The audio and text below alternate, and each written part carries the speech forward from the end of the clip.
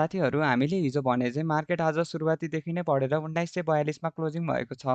आज मार्केट 51 अङ्कले बढेको छ। आज मार्केट बढ्दा भोल्युम पनि राम्रै आएको छ। साथीहरू हिजो हामीले तपाईहरुलाई मार्केटले यदि 1903 लाई ब्रेकआउट गरेर रिटेस्ट गरेर फेरि मास्तिर लाग्छ भने इन्ट्री लिन भनेका थियौं। आशा गर्दछौं तपाईहरुले आज इन्ट्री लिनु भयो होला भनेर। आज नेप्सेमा एउटा बुलिश मोमेन्टमको क्यान्डल बनेको छ। यो क्यान्डलमा एकदमै धेरै स्ट्रेन्थ देखिएको छ। आज डेली चार्टको आरएसआई 65 को रिजनमा प्रवेश गरेको छ। यसले आरएसआई ट्रेडिङ रिजनमा गएको भनेर देखाउँछ।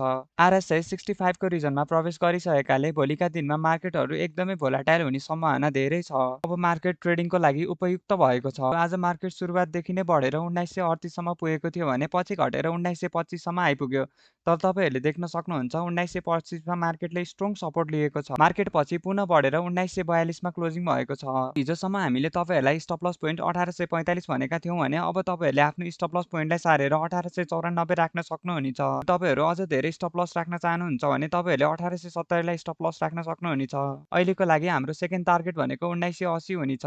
यदि मार्केट भोलि नै बढ्छ भने हामीले यो टार्गेट सजिलै अचिभ गर्ने सम्भावना प्रबल छ। आवली चार्टको आरएसआई 74 को रिजनबाट घटेर 58 को रिजनसम्म आइपुगेको थियो। आज आरएसआई पुनः बढेर 70 भन्दा माथि नै बस्न सफल भएको छ। यसले मार्केटमा स्ट्रङ मोमेन्टम भएको भनेर जनाउँछ। अब आउने दिनमा मार्केट एकदमै भोलाटाइल हुने सम्भावना प्रबल छ। 5 मिनेटको चार्टमा हेर्दाखेरि हामीले हिजो यो ट्रेन्ड लाइन ब्रेक गरेपछि मार्केटले अप ट्रेन्ड समातेको थियो भनेका थियौं र तपाईहरुले देख्न सक्नुहुन्छ मार्केटमा एउटा ठाडो अप ट्रेन्ड आएको छ। 5 मिनेटको आरएसआई पनि 71 को रिजन भन्दा माथि नै छ। 5 मिनेटको चार्टले मार्केट अझ 50 अङ्क जस्तो बढ्न सक्ने सम्भावना देखाउँछ। हामी 18 अगस्त 2021 देखि डाउन ट्रेन्ड अथवा बेरिशमा छौं। यदि मार्केटले यो अपर ट्रेन्ड लाइनलाई ब्रेकआउट दिन्छ भने हामी बुलिश मार्केटमा प्रवेश गर्नेछौं। यदि भोलि मार्केट बढेर 2030 लाई ब्रेकआउट दिन्छ भने हामी बुलिश मार्केटको यात्रामा प्रवेश गर्नेछौं। अहिलेको लागि तपाईहरुले नजिकको टार्गेट 1880 लाई राख्न सक्नुहुनेछ।